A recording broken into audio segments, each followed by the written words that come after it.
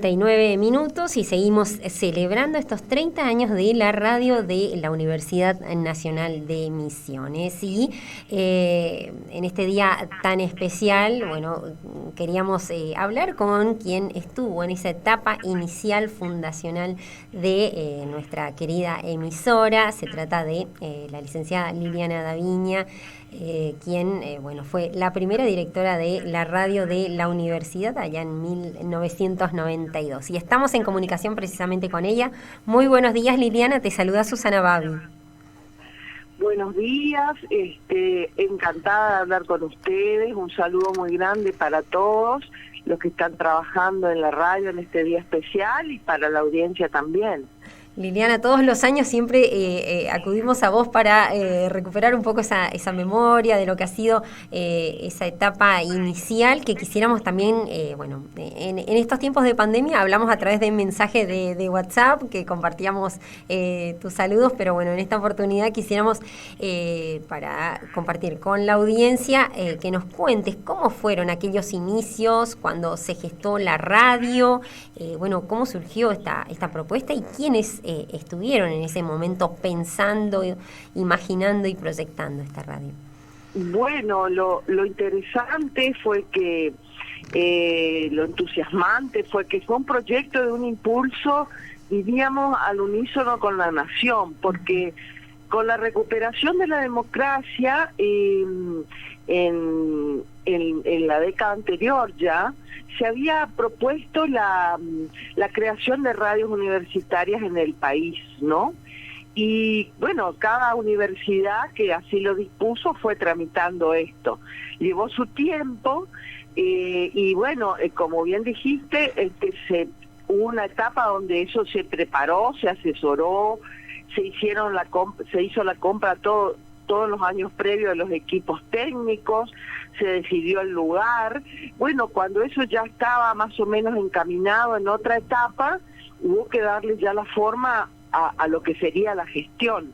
Y esto ocurrió durante el mandato del doctor Ricardo Biasi en el rectorado de la UNAM. Él llevó adelante esta última etapa, sobre todo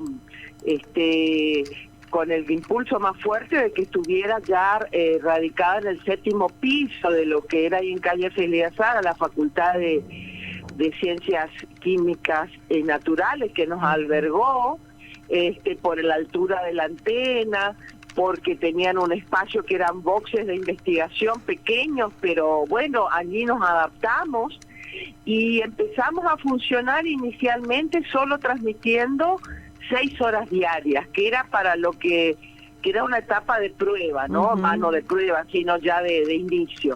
Y así fue como empezamos. Por supuesto, yo tuve la suerte de, cuando me ofrecieron, creo que me ofrecieron más por mis convicciones y mis cualidades políticas de trabajar en equipo, yo sin ser una especialista en educación, en comunicación, digo, ¿no? Pero yo inmediatamente convoqué a gente que conocía sus cualidades de trabajo. Hace poco se había creado la carrera de periodismo, entonces convoqué a Marcelino García como parte de ese equipo. También estaba Mariquita Torres en la parte de periodismo, y en ese momento también, por supuesto en la parte musical, que era clave, a Nancy Alguaire. Entonces, teniendo en cuenta que nuestro perfil como radio universitaria era educativo-cultural, poniendo hincapié en la producción general, en lo periodístico y en la producción cultural, digamos, y artístico-cultural y musical. Así fue que a partir de esas grandes coordenadas, el equipo empezó a trabajar con los materiales, con la programación, inicialmente para 6 horas. Sí, justamente estaba recordando Miguel Riquelme, quien ingresó en octubre del 95, y justamente me decía la radio, y de hecho rescató unos archivos que después va a estar compartiendo después de las 9 de la mañana, cuando la radio se transmitía hasta las 16 horas, se cerraba la transmisión. Sí, bueno, esa era la segunda etapa cuando ya nos habríamos ampliado, ¿no?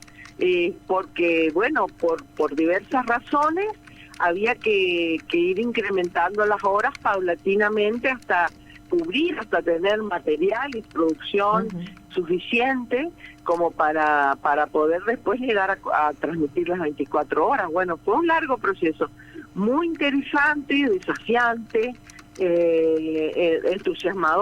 entusiasmador porque teníamos un sentido de mucha, como diríamos, de trabajo grupal necesario. La radio es un medio como tantos otros, pero principalmente que tiene esa fuerza colectiva, ¿no? Que era muy necesaria y que estuvo siempre presente. Y sigue siendo fundamental. Siempre digo, somos todo un engranaje para que esto pueda salir al aire. Liliana, y pensaba yo en aquellos tiempos, hablabas de la producción, de la labor de musical, que los modos de producción en aquellos tiempos muy diferentes a lo que tenemos ahora con la era digital y cuestiones que se hacen mucho más fáciles y más rápido para producir, también era todo un desafío porque había mucho ingenio. Sí, bueno, se trabajaba obviamente con la máquina de escribir para tipear básicamente toda la programación.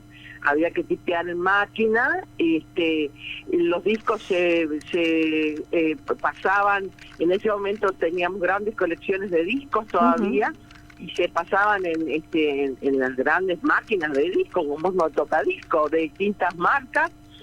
Ya se estaba empezando a usar por lo pronto los cassettes, se seguían usando, y creo que empezaba, hasta que yo me fui creo que empezaba, no estoy muy segura si empezaba la onda de los CD, pero teníamos todas las variedades, empezando por las grandes colecciones de discos que todavía comprábamos, porque nos conectábamos con las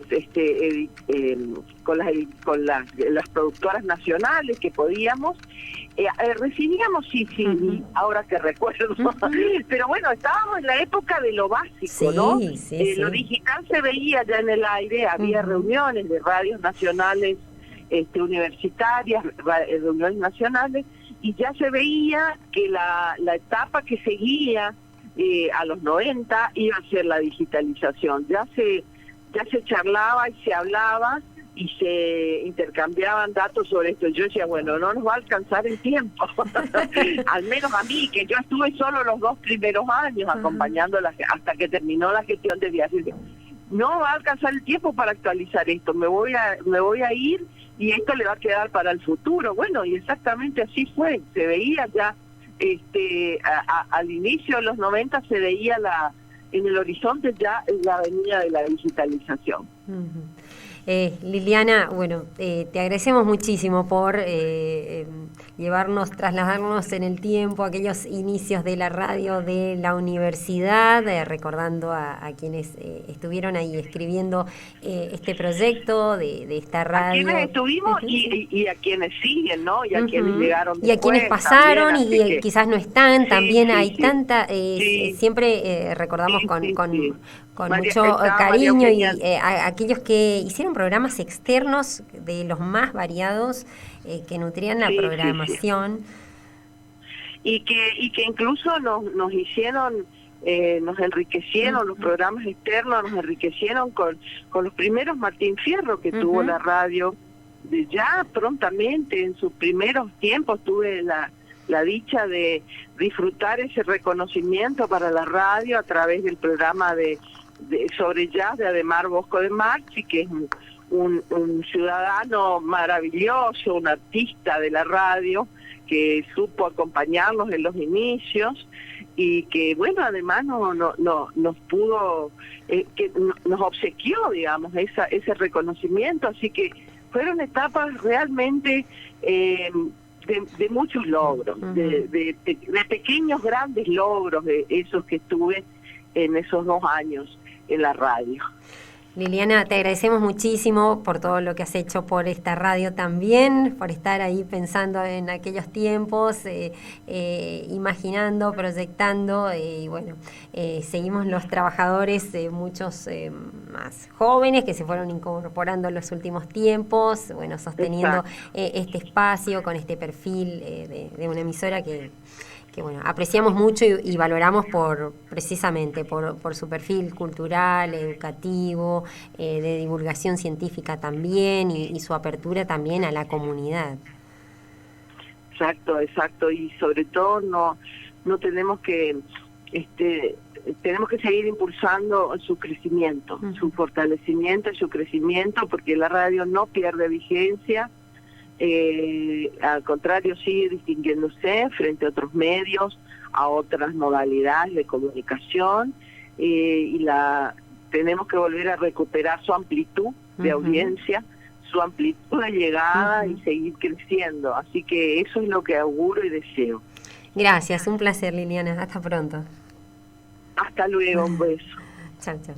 Hablamos con la licenciada Liliana Daviña, quien fue la primera directora de Radio Universidad y estuvo en ese momento de la primera transmisión, aquel 3 de junio de 1992.